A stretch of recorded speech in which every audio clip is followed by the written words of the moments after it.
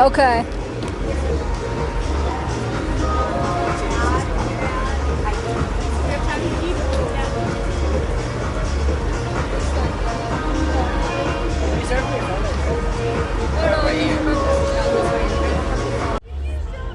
Okay. Ooh, I like that. You're legit now. Look at you. Prepared? Okay, so I'm here with Flynninho. yes. I'm here with Allison. Okay, so this is your second year playing North Coast. So being from Chicago, what does that mean to you? I mean, it's always really good to be playing in your home, like, you know, your home city. The crowd was great. Like, literally, it's 100 degrees compared to last year. So it feels really good to come back in my own slot and, like, have an extended slot playing my music. It felt really good. The crowd made me feel really good. And seeing you and my family and my girlfriend, everyone here is really cool. So it's always really good because I get to see a lot of my friends actually come out and support. So it's nice. They get to see me for me. You know? Yes, exactly. Yeah. What is your favorite track to play at the festival? This one? Yeah. I mean, honestly, I wasn't even gonna play it. He's gonna be pissed when he sees this.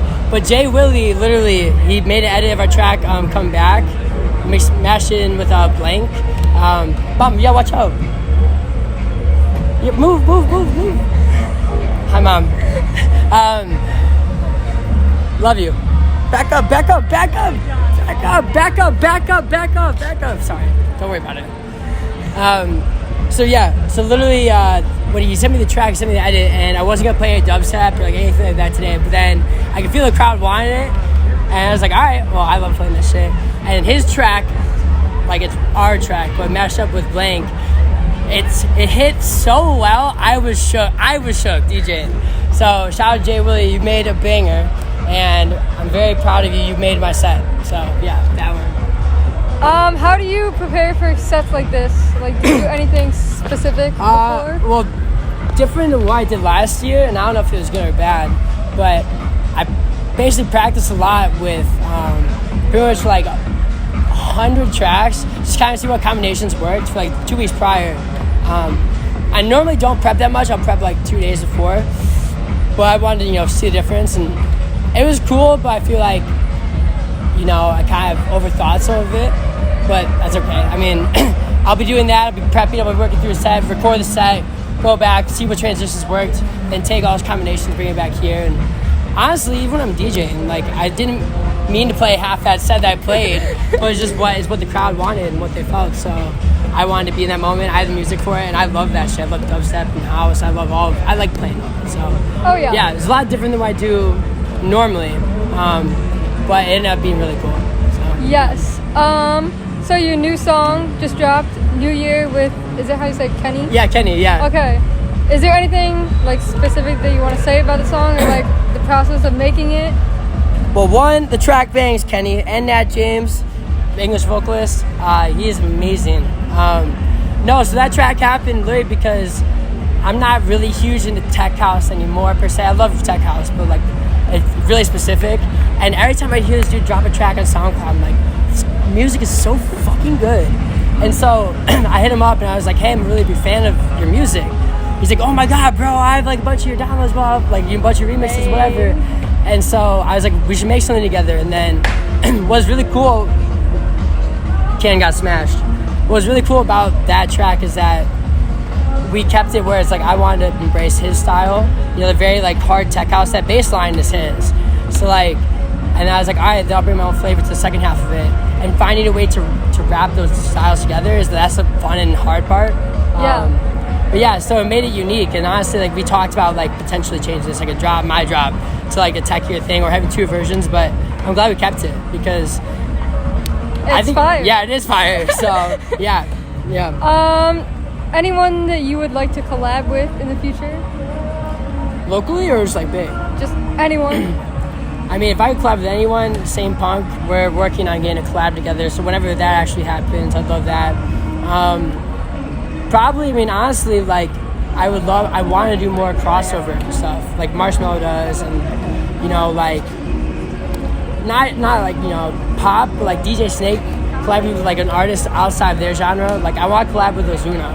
I want to make a Mexican bass house track. You know what I mean? Like that's what I want to do, and I want to break down those boundaries because a lot of rappers, a lot of vocalists, and a lot of other artists outside of their genres, they don't vary from that. You know, like getting a rapper on a house track outside of 2 Chainz or Lil Jon is like impossible.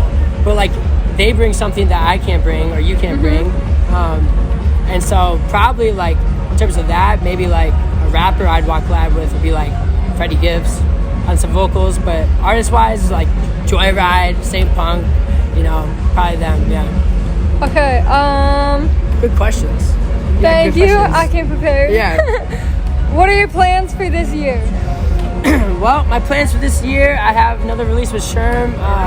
Hey. Sherm in the booth. We're playing a sound disco after, whenever I get done. So we have a track on Hood Politics coming out. That'll probably be the last tech house track I make for a while.